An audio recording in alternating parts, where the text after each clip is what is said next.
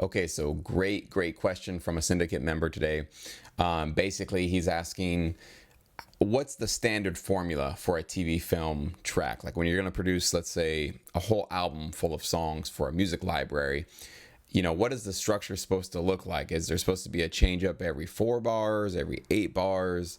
Kind of what's the golden rule when it comes to production music, and what makes a production piece of music different from something that you'd be composing for, let's say, an artist or maybe yourself as an artist to put out on your social media. Well, I went through some of my old files, some of my old songs that I produced. You can see this one's from 2013. I think these are all from 2013. And they kind of all will give you a pretty clear idea of how I compose tracks and how I make sure that I'm giving music supervisors and editors as many options as possible, and how to ensure that my tracks are just moving along and keeping the momentum moving forward and never feeling like stagnant, like we're just stuck in a loop or on a treadmill over and over again. And what you'll find with these, I have, let's say, 5 examples here. I'm basically, there's a couple of exceptions to the rule, but about every 4 bars, I'm introducing a whole new either section, or I'm adding a new element or a lead or a vocal or something that really takes the track to a new place, a new level, either hypes it up or brings it back down, whatever the effect is. You'll notice that basically about every 4 bars, and I'll count along so you'll hear and see exactly what I'm talking about, there's something new that comes along. And so what my process is and how I'm producing tracks and putting them together, I'm basically always picturing an editor sitting there needing one of my songs for, let's say, a reality TV show.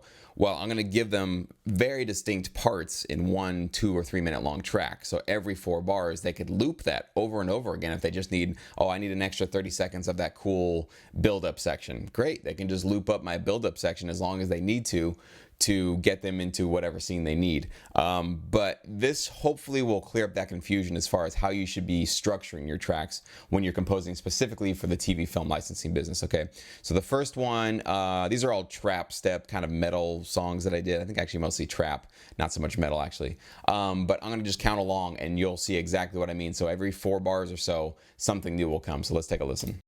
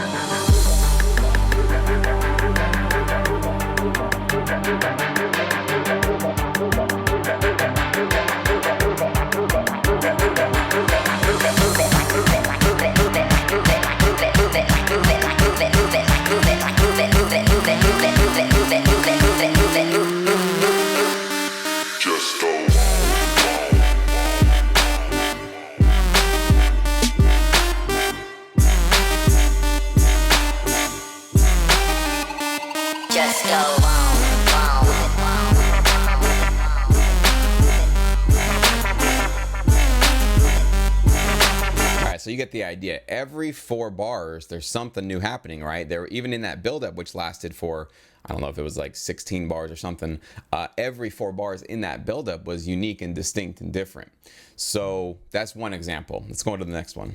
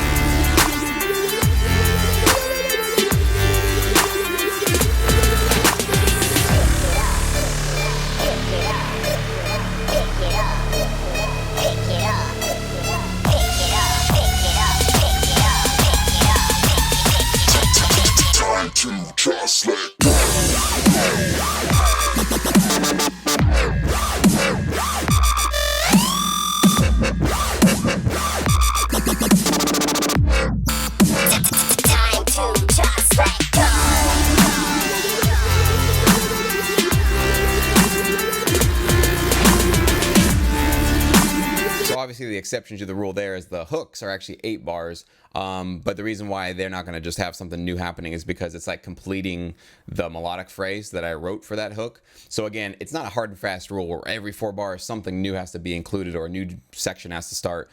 If you have a melody that lasts 8 bars, let it play out its 8 bars and then go on to something else. But as you can see, even in that track, things are moving along pretty consistently. Another one.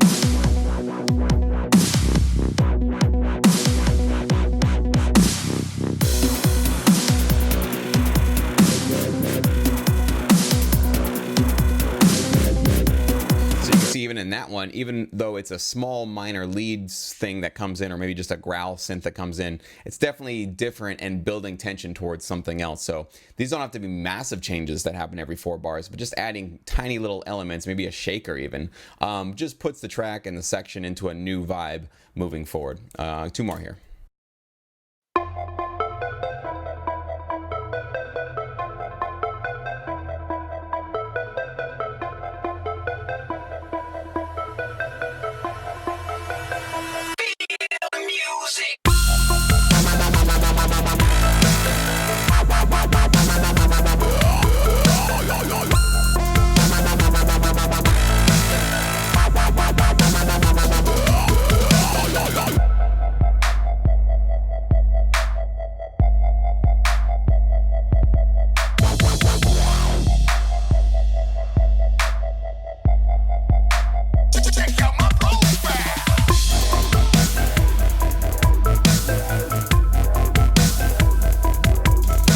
Get that one. Even the beginning was a little longer probably than I could have. I could have actually shortened that if I wanted to, but again, I felt like the melodic phrase needed to last the full 8 bars. So last one here.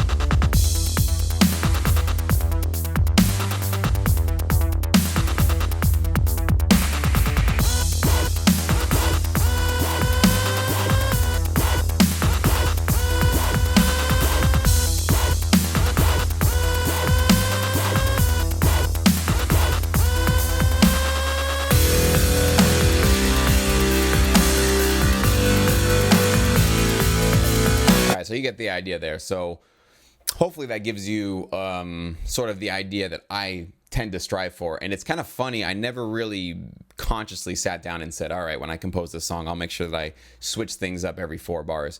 I think I just find that as I'm composing my style of music and the tracks that I put out there, that just seems to be what feels right as far as not having my tracks feel like they're looping over and over again. And again, you can hear that from, like, let's say the first part of the verse to the second half of the verse, you know, you can just be adding 2 or 3 new things, but the intensity is just in a whole new place. So you got to give your editor and your music supervisor all of those choices. You can't be, you know, before you got into TV film licensing, maybe you were more of the type that would put together a beat for like a singer or a rapper, and you're like, all right, cool, here's the verse. I'll just kind of loop that 16 bars. Here's the hook. I'll loop that for 8, and we'll just kind of copy paste our way to the end of the song. It just doesn't work that way in the TV film world because, first of all, most of the tracks you're going to be doing are instrumental, and you need to have a lead instrument there that'll take the place of the vocals. There are no pop vocals or hip hop vocals to take that lead section, so you got to include something in there. But because you also don't have the human voice, which has basically new lyrics, every bar, right? It's kind of the lyrics are telling a story, the melody's changing. That's what's creating that forward momentum in pop tracks. But you still need to have that forward momentum. But when you don't have the pop vocals to do that, you have to do it with your music. So for whatever it's worth, I hope this helps you guys understand how I'm structuring my tracks and how I'm getting successful in this business by always making sure that I'm providing these kind of options for my music libraries that I submit to.